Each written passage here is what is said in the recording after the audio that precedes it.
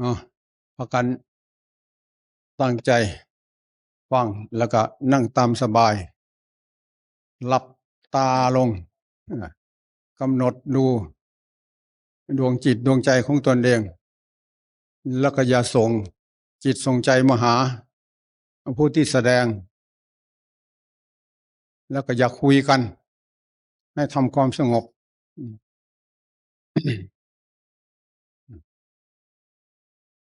นะโมตัสสะภะคะวะโตอะระหะโตสัมมาสัมพุทธัสสะนะโมตัสสะภะคะวะโตอะระหะโตสัมมาสัมพุทธัสสะนะโมตัสสะภะคะวะโตอะระหะโตสัมมาสัมพุทธัสสะเต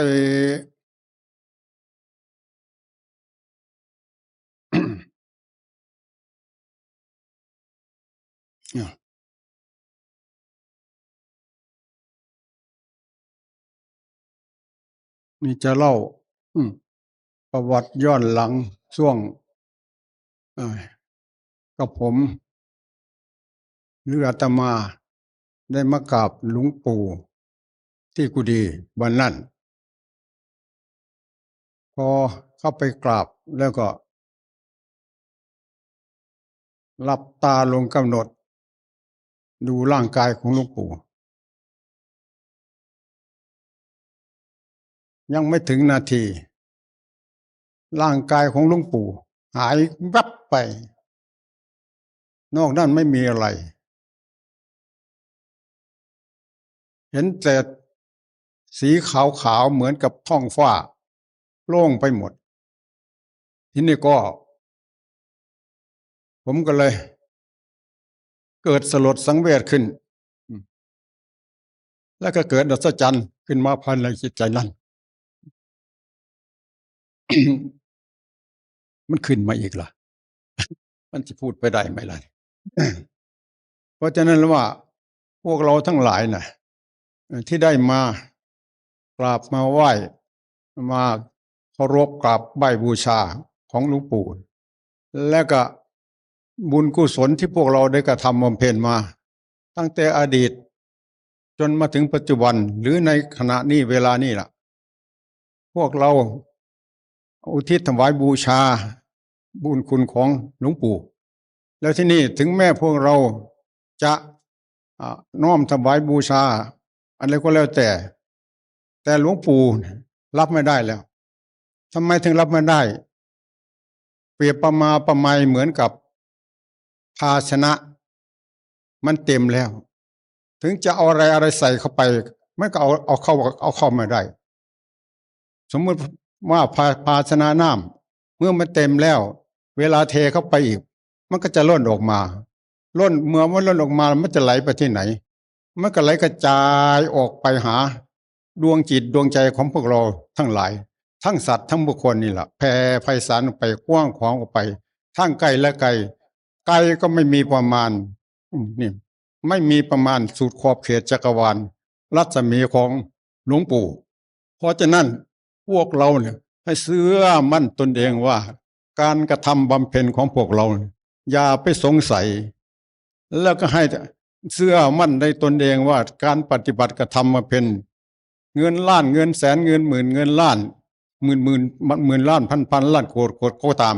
เขาจะไม่ทิ้งเลขหนึ่งเพราะฉะนั้นหลักวาสนานี่คือการกระทำมันไม่มีทำให้มันมีได้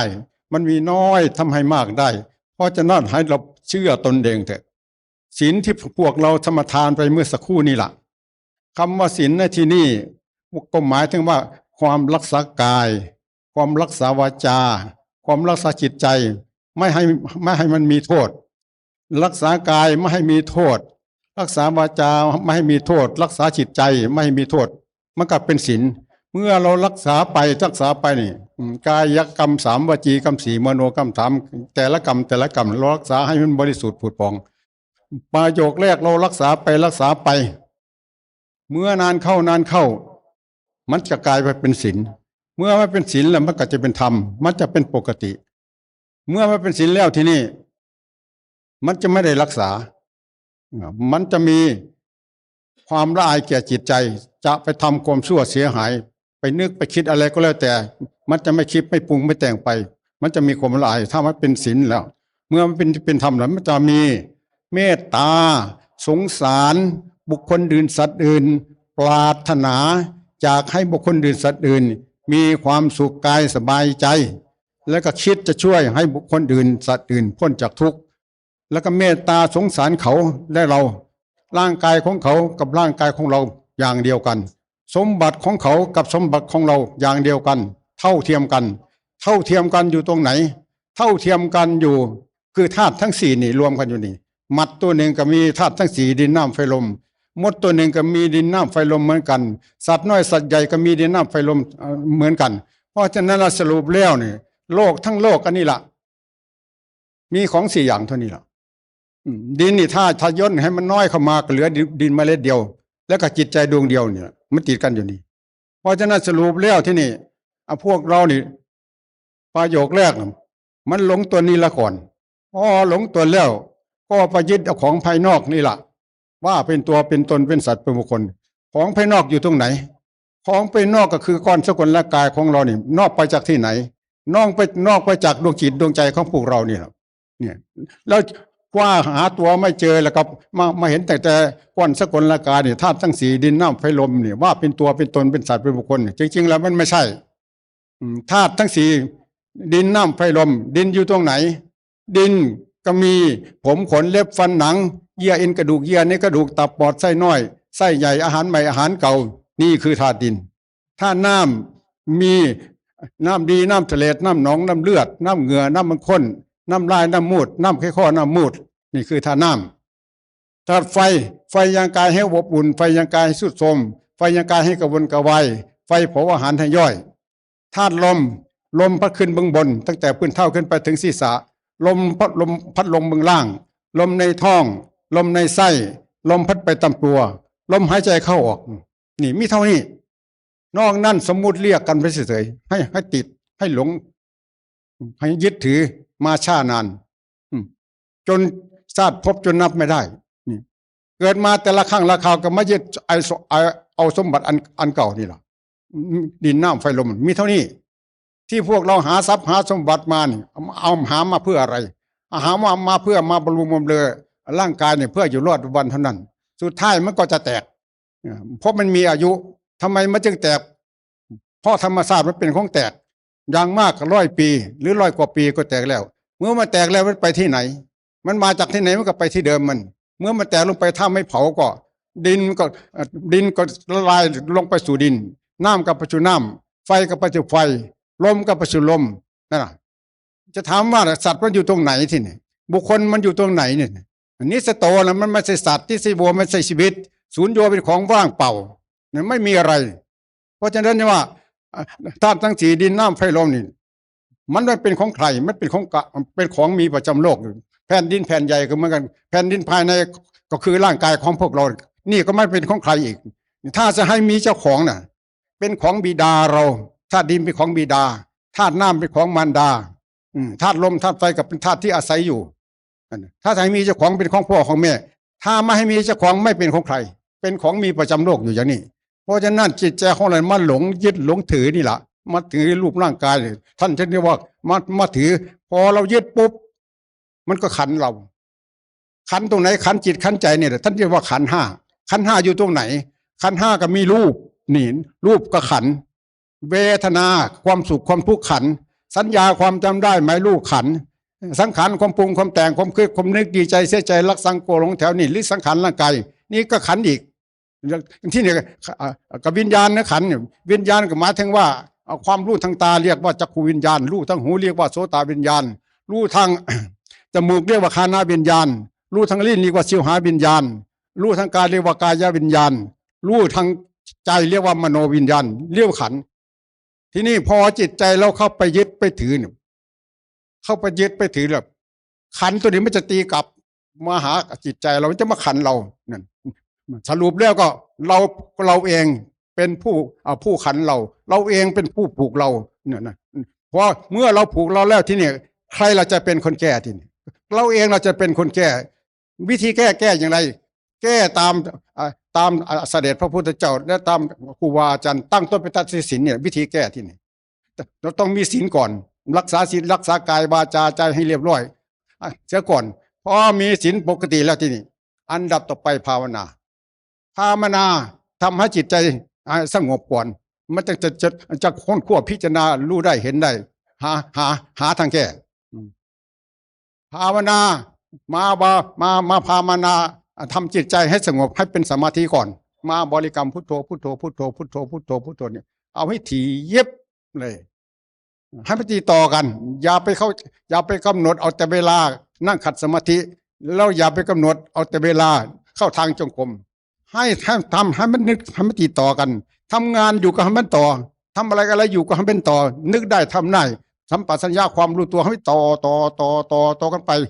ให้มันมีพลังเมื่อจิตใจมันมีพลังแล้วที่นี่มันจะผลักดัน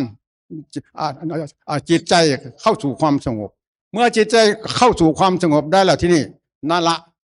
เราจะมีความรู้สึกประโยคแรกจะมีความปีติความเอิบอิ่มใจปัจจทิคือความสงบของใจเข้าไปสงบนิ่งเมื่อเข้าไปสงบนิ่งได้เข้าไปถึงจุดนี้ได้แล้วมันจะมีความรู้สึกว่ากายกับจิตเนี่ยมันจะแยกกันทันทีไม่มีใครบอกจะรู้เองเห็นเองปัจจตังรู้แต่พวกใครสะโพเรานี่แยกกันไม่ใช่เรานี่ละต้องมันจะแก้จุดจะแก้มันจะเข้าไปตัวนี้พอถ้ามันสงบได้แล้วที่นี่ก็มันจะอยู่นานเท่าไหร่ก็ปล่อยไว้ได้ก่อนอย่าไปแตะต้องจนกลัวมันจะถอนขึ้นมาเองเนี่ยอันดับต่อไปก็ทำไปเรื่อยๆจนมันแก่ตัวสมาธิตัวสมาธิได้หลักแน่นอนแหละที่นี่ท่านจะให้มาค้นมาคั่วมาพิจารณาร่างกายสิม่างกายเลื่อยกายถอนกายว่าร่างกายมันมาจากที่ไหนมันมีอะไรบ้างอยู่ในนี่อยู่ในร่างกายนี่มาค้นคั่วตัวนี้ละนี่ให้มันออกเวล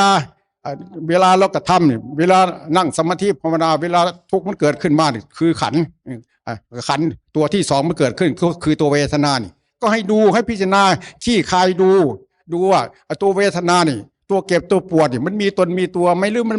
มีตนมีตัวก็ให้รู้หรือมันมีตัวมีตนก็ให้มันรู้ให้กำหนดดูแล้วมันใช่เราหรือมันไม่ใช่เราก็ให้มันรู้ตัวเวทนาแล้วก็ตัวสัญญาก็เหมือนกัน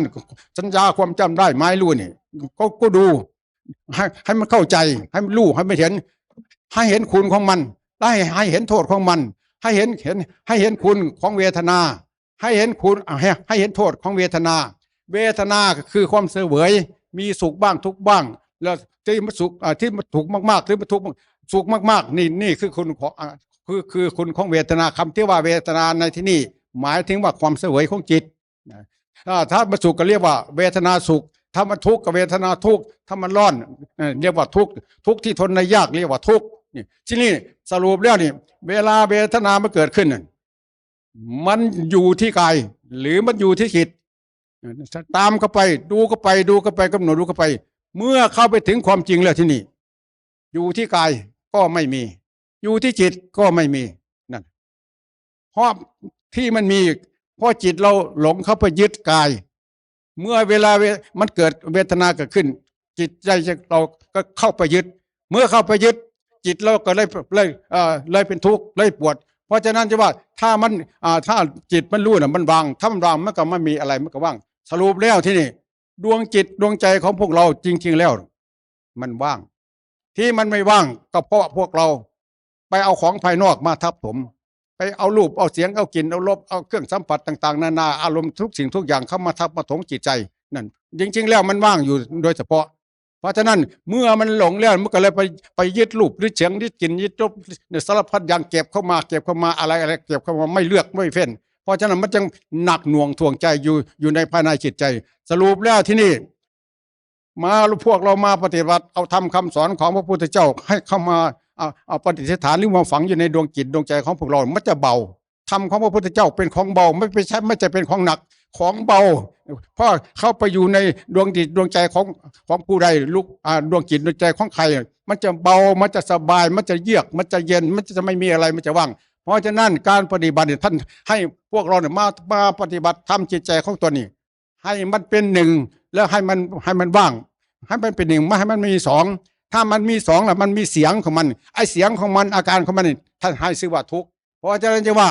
สรุปแล้วที่นี่อันทุกข์อันนี้ละอันนี้คือของดีอันวิเศษทุกข์สมุทัยเหตุให้ทุกข์เกิดนิโรธคือความดับทุกข์มรรคคือข้อปฏิบัติ ให้ถึงความดับทุกข์นี่ทุกข์นี่เป็นของวิเศษมันวิเศษอยู่ตรงไหนไอ้ทุกข์ตัวนี้น่ะมันจะดึงดูดดึงเข้าไปหาความจริงความจริงอยู่ตรงไหนความจริงก็คือดวงจิตดวงใจของพวกเรานี่ของดีวิเศษอันดีวิเศษจริงๆคืออะไรคือดวงจิตดวงใจของเราเนี่ยพวกเราอย่าไปมองข้ามตนเองโดยส่วนมากมันมองข้ามตนเองส่งออกไปขวาของดีอยู่ภายนอกเนี่ยนอกสรุปแล้วนอกจากจิตตะใจแล้วเราไม่มีอะไรดีนอกจากคำสอนของพระพุทธเจ้านี่เพราะที่นี่พระพุทธเจ้าสอนก็สอนพวกเราไม่ใช่ท่านสอนร่างกายท่านสอนจิตใจนะท่านซี่สอนจิตใจซี่เนี่ยให้จิตใจของพวกเราให้รู้ตนของตนเมื่อรู้ตนของตนจะได้ถอนตนของตนออกจากกองทุกข์จะถามว่ากองทุกข์ที่ไหนกองทุกข์กองรูปนี่แหละกองรูปกองเวทนากองสัญญากองสังขารกองวิญญาณนี่ถอนอันเนี้ยให้รู้ถอนออกจากรูปจากเสียงจากกลิ่นจากรสจากเครื่องสัมผัสถอนจากรูปจากเวทนาสัญญาสังขารวิญญาณนี่ถอนออกจากที่นี่ให้มันรู้ให้มันเห็นเมื่อมันรู้แล้วที่นี่ว่ามันเป็นทุกข์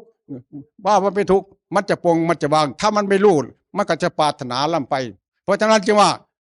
เมื่อเราปรารถนาเกิดอีกต่อไปนี่ขึ้นชื่อว่าความเกิดแล้วอันเกิดนี่แหละน้อยหนึ่งนิดเดียวแปลว่าทุกข์จะเพราะท่านจะยกขึ้นมาในสมุทัยเหตุให้ทุกข์เกิดขึ้นตัวสมุทัยคือจะว่าชาติปีทุกขาชราปีทุกขาพยาธิปีทุกขามรณะปีทุกขังโสกปาริเทวทุกขโทมนัสสุปยาสาปีทุกขาอปิเยหิสัปปโยโคทุกโขปิเยหิวิปโยโคทุกโขจำปิสังนาลปฏิตัมปีทุกขังสังคิเตนะปัจจุปทานขันธาทุกขาอีดังโคปนาภิกขเวดุขะสมุดโยอริยสัจจังนี่เป็นตัวสมุทัยเป็นเหตุให้ทุกข์เกิดชาติก็เป็นเหตุให้ทุกข์เกิดเวทนาก็เป็นเหตุให้ทุกข์เกิดเนี่ยอาการที่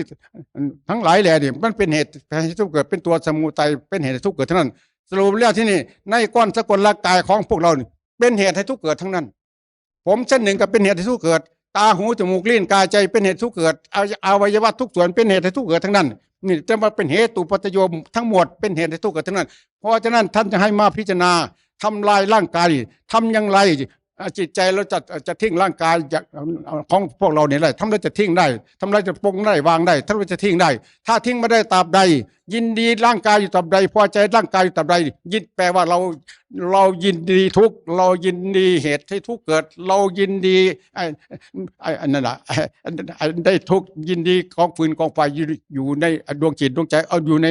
ดวงจิตดวงใจของพวกเรานั่นนะไฟอยู่ตรงไหนนี่ไฟราคะความกำหนัดยินดีในรูปในเสียงในกลิ่นในรสในเครื่องสัมผัสเมื่อมันมีไฟราคะโทสะมันก็ตามมาโมหะบักมืดตึ๊บตื้อมันก็ตามเข้ามาอีกเพราะฉะนั้นมันบวกกันอยู่ที่นี่เสร็จเพราะฉะนั้นเนี่ยว่าให้เราตื่นเนื้อตื่นตัว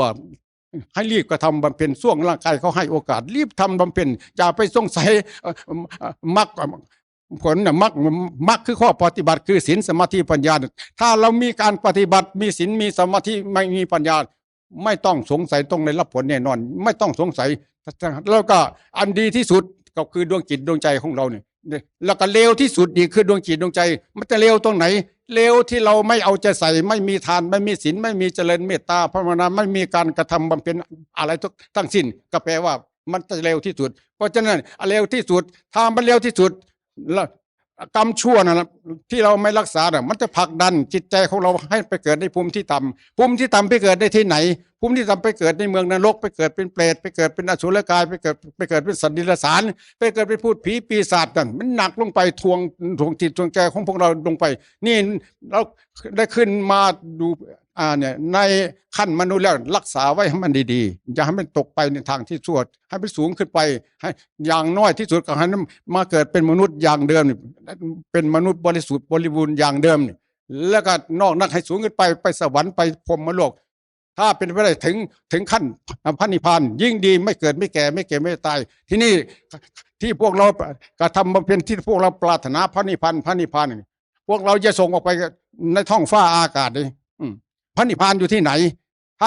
ระนิพพานอยู่ในดวงจิตดวงใจของพวกเรามีทุกคนแต่มันยังไม่เป็นเพราะเรายังไม่ได้สำนักเราก็อย่าไปสงสัยนี่พระนิพพานคำที่ว่าพระนิพพานอยู่ที่ดวงจิตดวงใจมีทุกคนมีทุกดวงจิตดวงใจ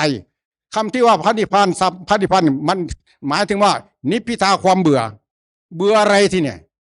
เบื่อตนเองนี่นะเบื่อจิตใจตนเองหรือว่ามันหลง ว่ามันหลงไปยึดโน่นยึดนี่ของไม่จริงมันหลอกมันลวงตนเองมันโกหกตัวเองของไม่สวยไม่งามมันก็หลอกตัวเองตามันก็โกหกหูมันก็โกหกจมูกมันก็โกหกลิ้นมันก็โกหกกายมันก็โกหกใจตัวเองก็โกหกตัวเองเนี่ยนั่นน่ะมันโกหกตัวเองอยู่ทุกเวลาแต่เรารู้มันได้ไม่เห็นไม่ได้ ที่รู้ไม่ได้เห็นไม่ได้มันเพราะอะไรที่รู้ไม่ได้เห็นไม่ได้ท่านก็ให้ชื่อว่าตัวอวิชชารู้อยู่แต่มันรู้ของไม่จริงรู้โลกรู้โลกที่มันดึงออกไปข้างนอกรู้เสียงรู้กลิ่นรู้โลกรู้เสียงสัมผัสที่ของอยู่ในโลกนั่นน่ะมันผูกจิตผูกใจดึงจิตดึงใจให้ลุ่มให้หลงอยู่ในโลกเพราะฉะนั้นท่านให้คนให้ขั้วให้พิจารณาให้เบื่อหน่ายคลายความกำหนัดจิตดีเบื่อรูปเบื่อเสียงเบื่อกลิ่นเบื่อรสเบื่อเครื่องสัมผัสเนี่ยเบื่อรูปเบื่อเวทนาเบื่อสัญญาเบื่อสังขารเบื่อวิญญาณเมื่อมันเบื่อทั้งหมดแล้วที่นี่ก่อนจิตใจมันก็พ้นไปจากที่ไหนนี่พ้นไปจากรูปเป็นเดิมนี่แหละพ้นไปจากรูปพ้นไปจากเสียงพ้นไปจากกลิ่นพ้นไปจากรสพ้นไปเครื่องสัมผัสพ้นไปจากรูปพ้นไปจากเวทนาพ้นไปจากสัญญาพ้นไปจากสังขารพ้นไปจากวิญญาณเนี่ยมันก็ไม่มีอะไรมันก็มีแต่จิตล้วนสรุปแล้วการปฏิบัติมาทำตนของตนให้เป็นตนของตนโดยสมบูรณ์จบแล้วแล้วมันเอวังก็มีด้วยปการัสนี